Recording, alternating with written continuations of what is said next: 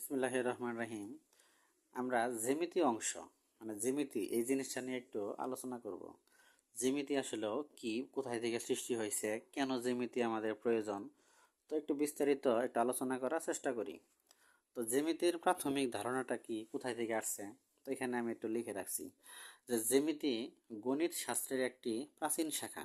জ্যামিতি গণিত শাস্ত্রের একটি প্রাচীন শাখা। যে অর্থ ভূমি, জ্যামিতিতে কিন্তু যে আছে, যে এই যে জ্যামিতি বানানে বরিগাহ্য জ ফলা তার মানে আকার আছে, যাকে বলা হয় যে।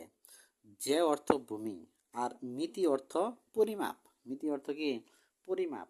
তাই জ্যামিতি বা জিওমেট্রি, ইংলিশে বলা হয় জিওমেট্রি। তাই জ্যামিতি বা জিওমেট্রি শব্দের অর্থ ভূমি পরিমাপ। কি পরিমাপ? ভূমি পরিমাপ। ভূমি পরিমাপ। কৃষিভিত্তিক সমাজে ভূমি পরিমাপের সমস্যা সমাধানের জন্যই জ্যামিতির সৃষ্টি হয়েছিল।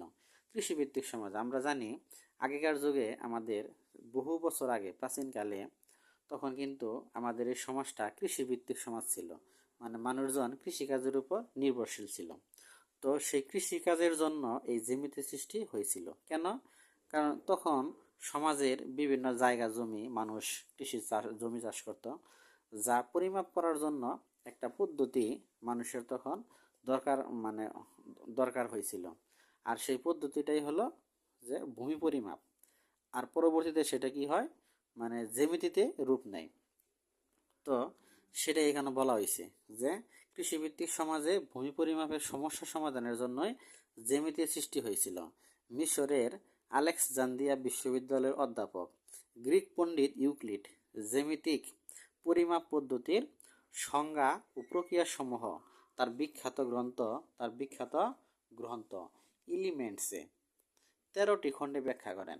তাহলে আমাদের জ্যামিতি সম্পর্কে প্রথম কে ধারণা দিল, তার কিন্তু আমরা একটা সুস্পষ্ট মানে আইডিয়া পাইলাম, ধারণা পাইলাম।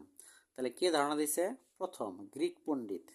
সে মানে মিশরের আলেকজান্দ্রিয়া বিশ্ববিদ্যালয়ের অধ্যাপক ছিল মিশরের। তো মিশর আমরা জানি তখনকার যুগে অনেক মানে সভ্যতা গড়ে ওঠে, মানে মিশরে অনেক সভ্যতা গড়ে উঠেছিল।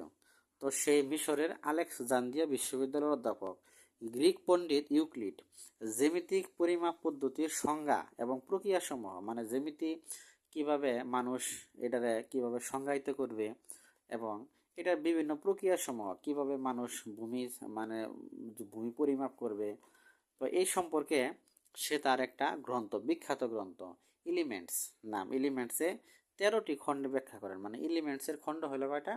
13টা খণ্ডে তিনি ব্যাখ্যা করেন। তাই এই বইটি আধুনিক জ্যামিতির ভিত্তিস্বরূপ। এই বইটি কি আধুনিক জ্যামিতির ভিত্তিস্বরূপ? এই বইটাই হলো পরবর্তীতে মানে জ্যামিতি সৃষ্টির জন্য মানে বিশাল একটা সাফল্য, বিশাল একটা ভূমিকা মানে অবদান রেখেছে। সেই বইটা হলো যাকে বলা হয় আধুনিক জ্যামিতির ভিত্তিস্বরূপ। মানে এই বইটার উপর ভিত্তি করেই জ্যামিতির মূলত সৃষ্টি।